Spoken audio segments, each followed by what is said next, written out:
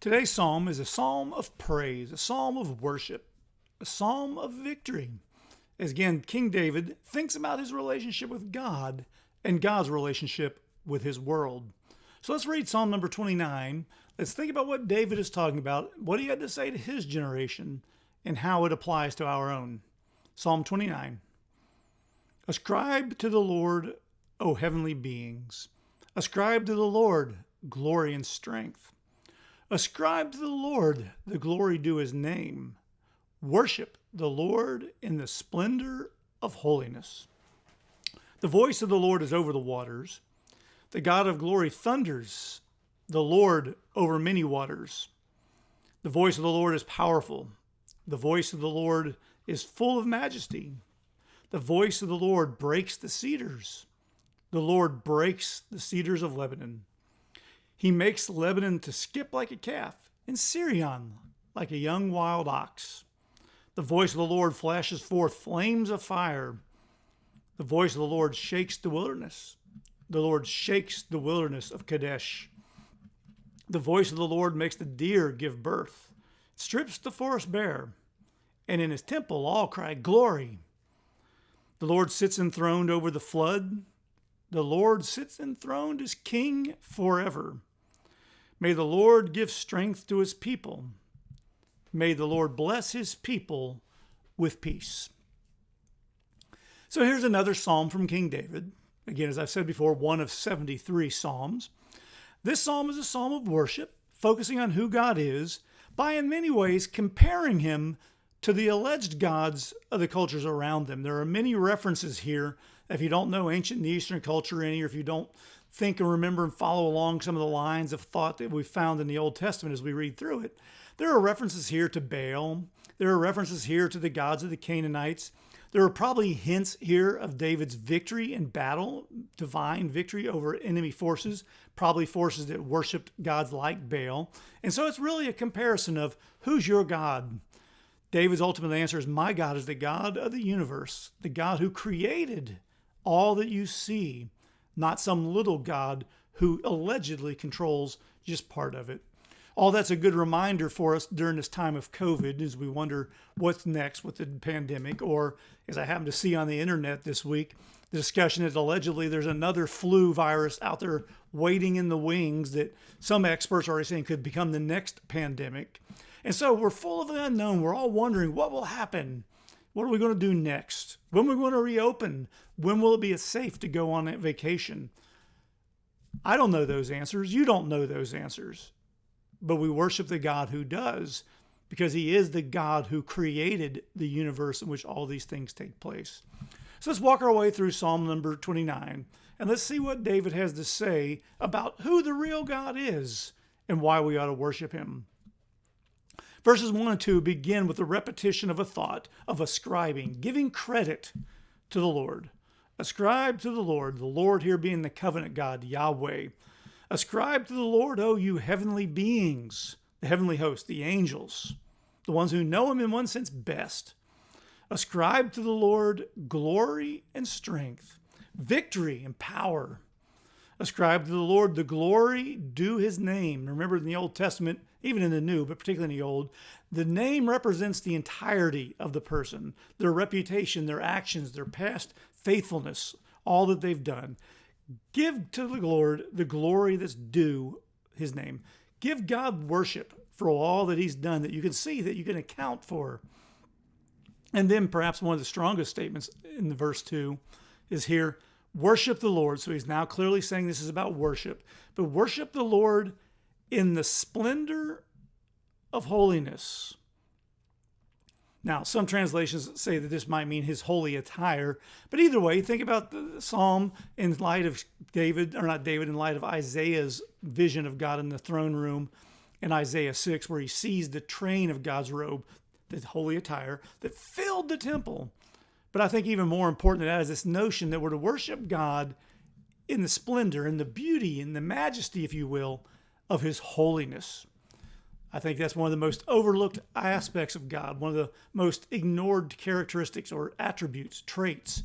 We like to think of God as Father. We like to think as God who hears our prayers. We like to think of God as the cosmic Santa Claus who answers all of our needs. but we fail to remember that he's a God of holiness.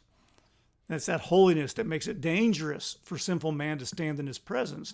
And it's that holiness that we're called to be like. And so our only hope is if God were to give us that holiness.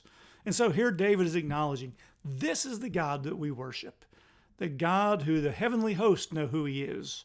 The God whose life and actions have all proven who he is. The God who is a God of majestic, wonderful holiness. Then comes a reference, I believe, to Genesis chapter 1. The voice of the Lord is over the waters. Think Genesis 1:1. In the beginning, God created the heavens and the earth was formless and void, and the Spirit of God hovered over the waters. And then as God began to bring things into being, he did so by speaking it. But there's also here a reference to the gods of the pagans around Israel at this time. They understood waters to be about chaos and danger. They had gods over the waters. But here is the voice of the Lord over those waters. He controls them. Think of him sending the rain and stopping the rain with Noah.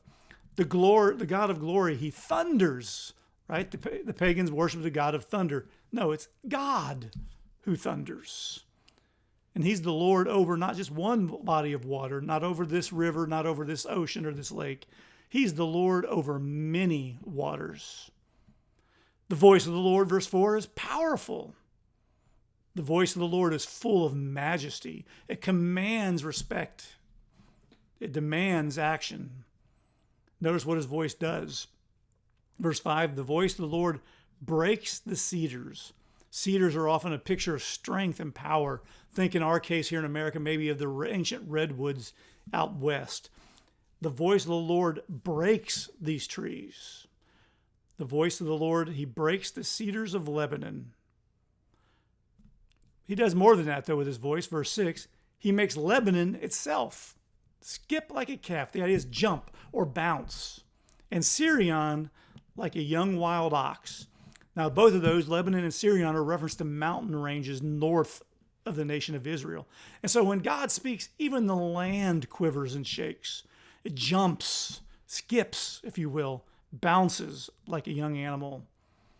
Verse 7, the voice of the Lord flashes forth like flames of water, or fire, that is, flashes forth flames of fire. Remember, the writer of Hebrews says we need to be remembered, we need to be warned that our God is a consuming fire. Think of what Nadab and Abihu learned the hard way by worshiping God incorrectly in the book of Numbers. The voice of the Lord comes out, flashes like flames of fire. Verse 8, the voice of the Lord shakes the wilderness.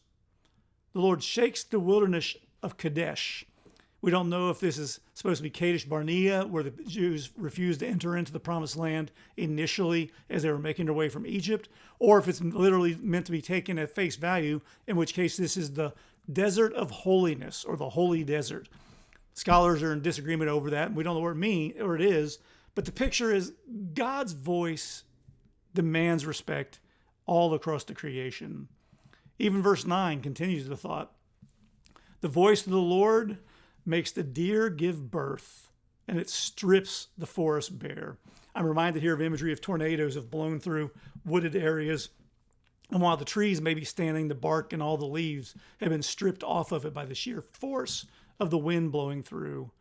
And what's the response, though, to all this wonderful imagery of God's power as revealed by his voice? There in verse 9, in his temple, all cry glory, praising God's name, recognizing who he is, and giving him the glory due his name. Where is this God that we're talking about? He sits enthroned. He is God the King, King of the universe. And he sits enthroned over the flood. There's that imagery again of what the pagans believed was chaos. Things were out of control. David says, no, God's over it. He's enthroned over it. And he sits enthroned there in verse 10 as the King forever. If you've been with us when we started the book of Genesis several years ago on Wednesday nights, that's my contention about the whole Bible. The Bible's message is that God is the King of the universe, and this is the only God with whom we have to deal. And thus we need to know what he's like and what he wants and how we can enter into his presence safely and securely. And so he sits enthroned as the King forever. What is our hope, though? David responds with in verse 11, may the Lord give strength to his people. May what we need come from God. May the Lord bless his people. Here's what we really need, with peace. As we continue to wonder what's next, pandemic, the Saharan sandstorm that blew through, the locusts that are coming out in other parts of the country, the myriad of flies that seem to be coming out in my neighborhood, or all the Japanese beetles, or all this, or all that, or all these things in the creation that seem to be crying out, you are not in control. Let's remember with David that God is, and give him all the praise and glory for it.